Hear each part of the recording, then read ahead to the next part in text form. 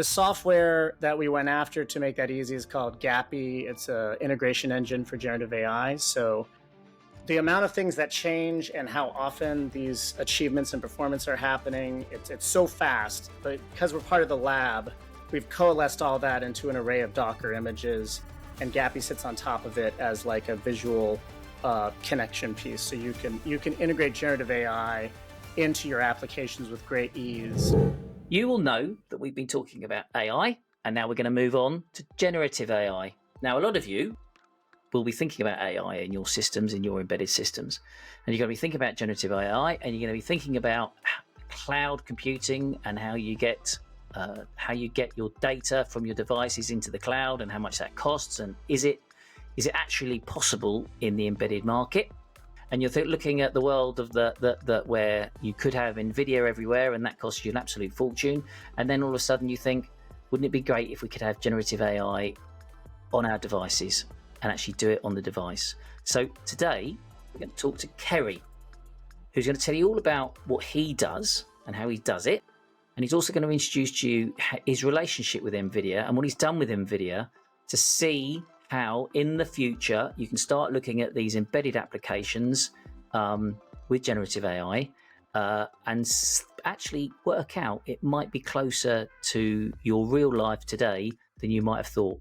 So, Kerry, tell us all about what you do and how our community in the embedded world can get into this disruptive world of generative AI sooner rather than later. Sure. So thanks for having me on. Love the organization you have and the community you're building. And I think they're like-minded to the community we've been building. So for my part, my brother and I have done just tech, hardware, software, AI stuff for 20 years. I was just looking at the calendar. So in the garage, building and hacking stuff. Past 7 years, high focus on AI. Past couple years, what we would now call generative AI. And always preferring embedded, love embedded in devices and gadgets. So at the beginning of this year, with our relationship with Nvidia, we got invited to be part of the Jetson AI Lab.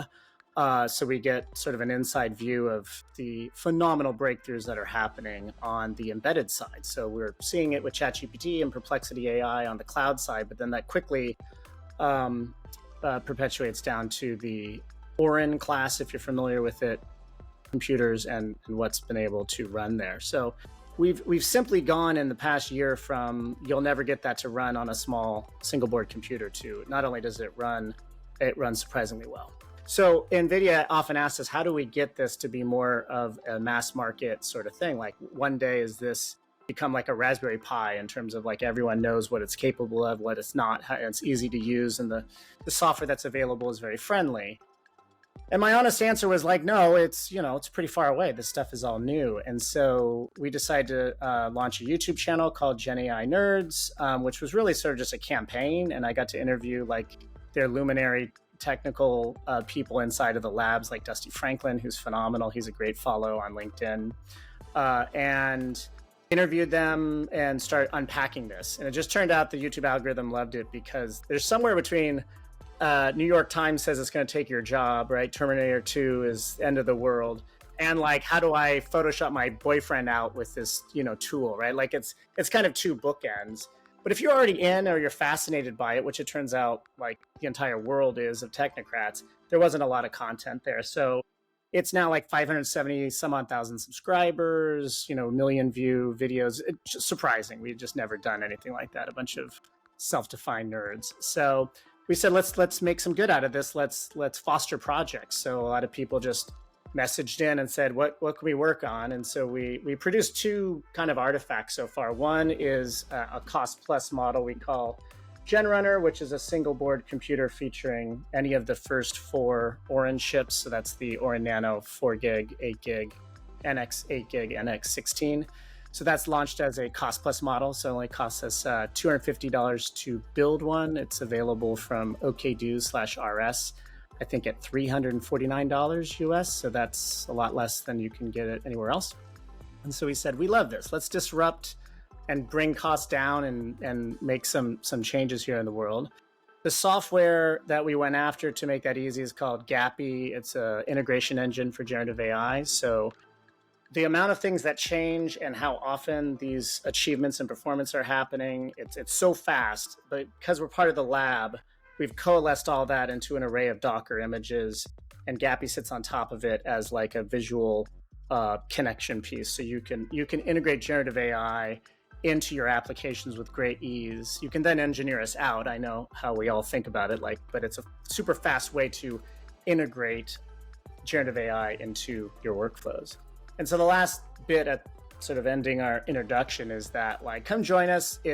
We think the video and the content's a great read, and we're also really trying to launch great things in the world.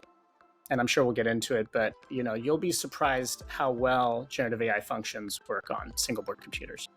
What you're doing there, very, very exciting. So, because we've got a few videos just like you, we've got some subscribers just like you. Yep.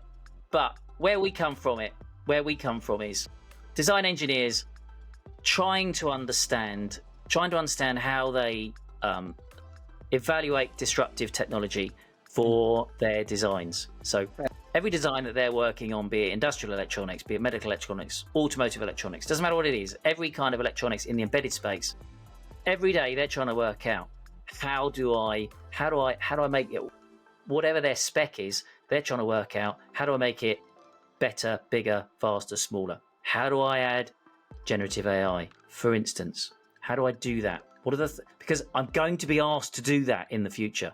My systems are today, from what we hear in the embedded world, you are not going to be going to Nvidia saying, for my 10,000 units, I want to buy your thousands of dollars chip. You're not going to be doing that today, but you know that that scale is coming, and you know that you are going to be asked to do that.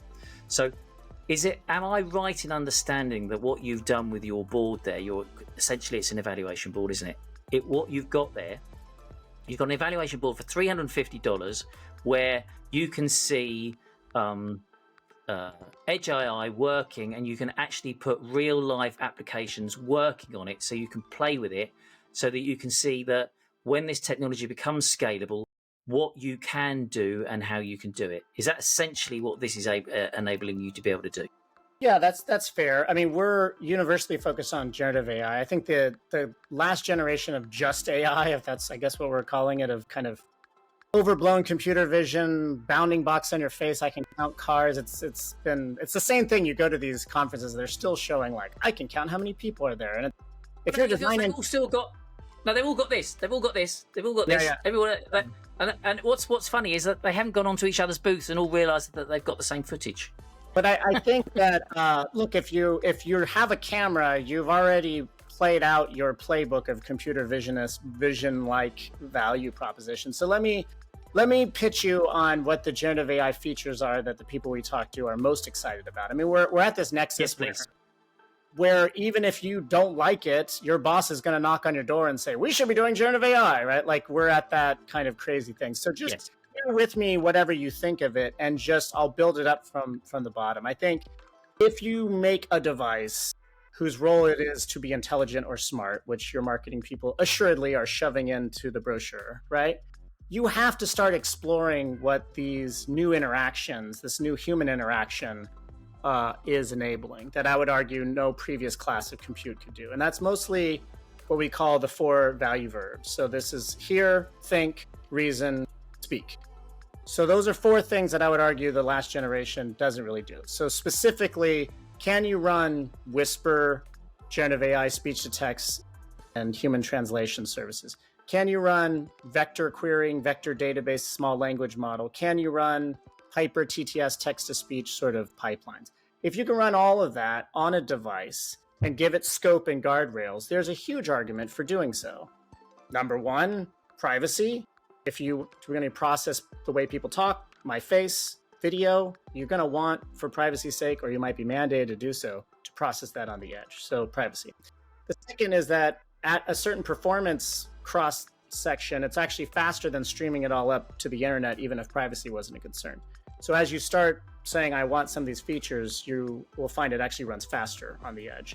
And the third is like the total cost of ownership against these $50,000 chips that are running in the cloud, and the ever increasing Amazon bill that occurs from your $60 IoT device against these huge Amazon bills. But at $300, isn't that like a week's worth of Amazon cost? And you're getting the privacy and latency thing down. Like, so that's my argument for generative AI on the edge. And I think the 4 value verbs, again, so hear, think, reason, and speak are the features that most engineers are exploring. And it's all towards like better human interaction in these devices. Okay. Where do you see in your experience those very 3 very clear things that you said? Where do you see the applications most likely? So as the market comes down, if you like, the market comes down in cost and processing, and those other things that you described about, the bills from Amazon and the data getting much more efficient to do it actually at the edge. Where do you see that? Where do you see it's most likely to do that cost first? So if I'm design engineer in my community, and I go, who are most likely going to be the adopters? Which industries are most likely to be the adopters, in your opinion? So I think for a lot of embedded device, some of the effort, budget, time is coming top down from marketing people, product people, your boss who needs to answer the CEO who says, let's explore that. So let's not discount the reality of check this out, even if I don't know how to use it, right? But to your point, I think that any device that has an opportunity to reduce laborious, painful, monotonous stuff for humans, right, is big. And I think self-service is huge. So I would rather go to a hotel and interact with a kiosk than wait in line, because I'm getting the same net effect in a digital format that is very repeatable, right? If I could do it on my phone, even better. So I think anything where you're offering self-service is a home run. Imagine going into Home Depot and just showing a picture of a broken gadget and it's saying, yeah, there's more of that on aisle 14. Thank you, right? Can't find anyone there. So I think self-service is big. And then I think from an industrial perspective, we're talking to lots of customers who are saying, I want a localized box that's coupled with like a worn camera or something where very close to the physical places I need to either have readily available documentation or I need to have answers very quickly. So I think having localized boxes that serve other kind of wearables and things is very exciting. And yeah, those are good starting points. Right. So self-service, obviously, because that makes the human interaction with a machine by very definition self-service. And then the second place is where I'm trying to think of a real life application, but where you're keeping large amounts of data locally and where you're going to need to access it locally, real time, without having to go backwards and forwards to the cloud to get that data to make that interaction happen. Well, the one talking point or question I get the most is like, so you're talking ChatGPT in a device, like get out of that mentality. And let's say you did want ChatGPT for a second. You want an edge side pipeline that wraps that. So if you want a multimodal experience, let the device take the picture, grab the voice and ask the questions, or get the input in total. All of that, it makes sense to run on the edge. And even if you did send it to a large language model because you needed that kind of open-ended answer, great. You now have a hybrid solution that makes a lot of sense. What most people want, towards your point, is not open-ended answers. ChatGPT and Perplexity, they can answer anything and they can do it in the voice of Snoop Dogg if that's what you want. But that's not what a device is designed to do. So imagine you go into a grocery store and you want the scope of what's there to be very tight. So if you've heard of like RAG applications and vector databases, it's sweet. That's not a large language model thing. It is a machine learning natural language thing, just getting technical. So the point is, you don't need a large language model on a single board computer. And all of a sudden, I'm telling you, there's $60 devices that can do speech to text, vector DB, text to speech sort of stuff. For $10 more than your Raspberry Pi 5, you can make these things happen.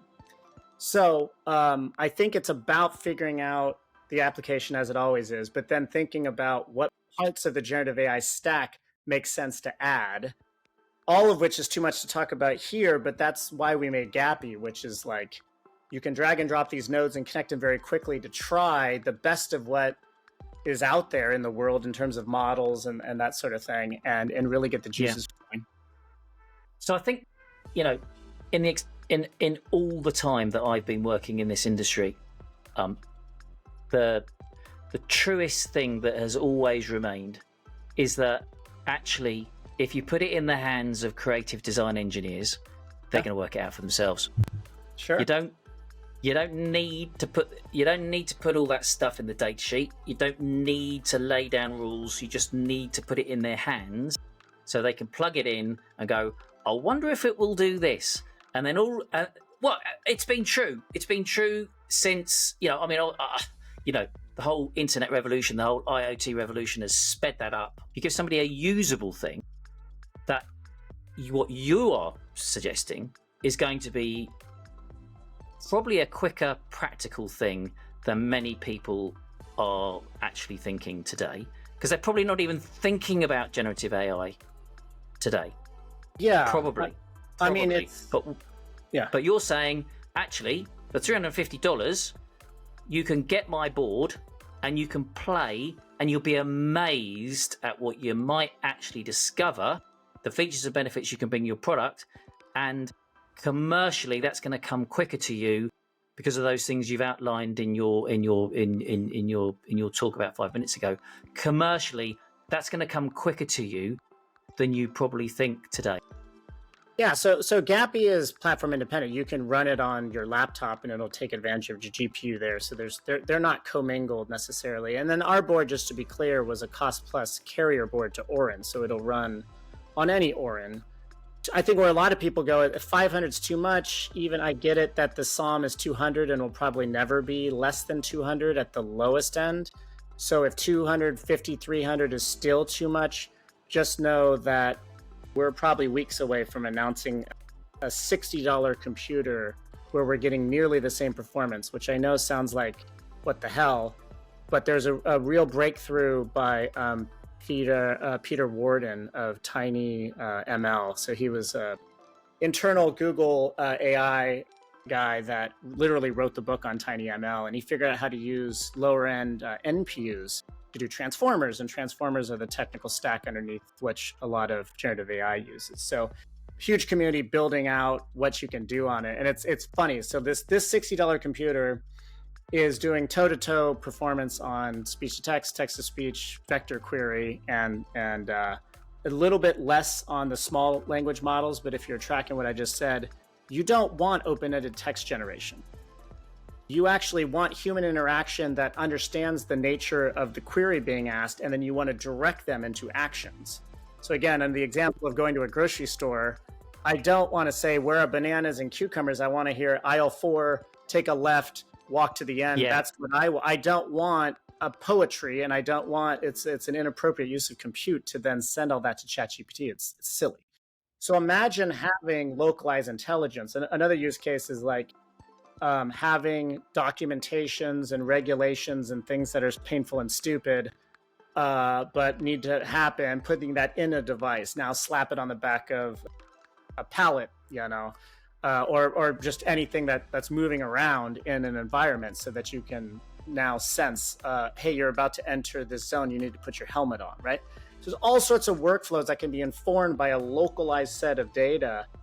And really, there's less of this whole training a model thing, because you can just feed it the PDFs and say, I only want you to be, the context in which I want you to produce actions is just these documents. And if you don't know, you don't know, and say so, right?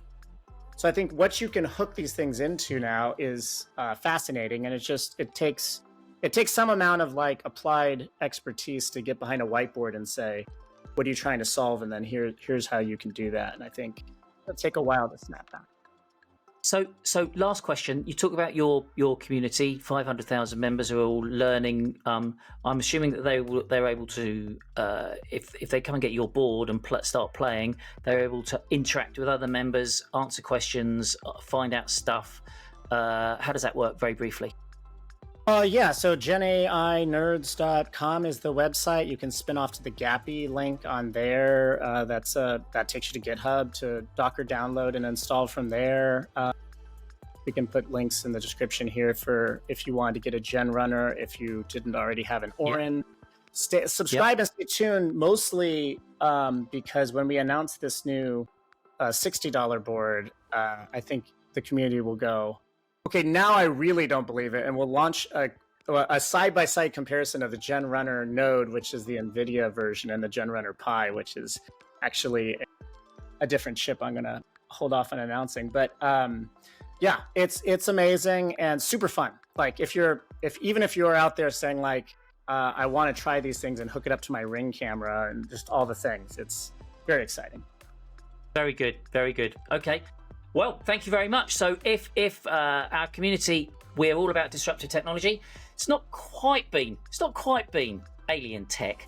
Not quite, because what you've actually described is it's going to be real life tech in next 18 months, you think? Well, if you're launching your board with $60, you're talking about this being reality much quicker than probably lots of people thought. Yeah, I would say it's a reality now on NVIDIA class stuff. They're leading the way, of course. And then it's what I like is that just true capitalism here. There's going to be, ourselves included, just launching lots of different ways to address it. And I would just say, take this chance to learn about what's possible. Watch it on videos, and then just put it on your kind of exploratory, schedule in the near future. Thank you, Kerry. Really, really interesting discussion, how the future of Edge AI is going to come into the world of embedded space, and how you and NVIDIA have created technology that people can play with today, and a community where they can talk to each other. And sooner rather than later, they'll certainly sooner than most people expect, we're going to see them in our embedded systems. So thank you very much for this introduction. Thank you very much to introduction about your board and your community, and we look forward to your $60 board coming soon.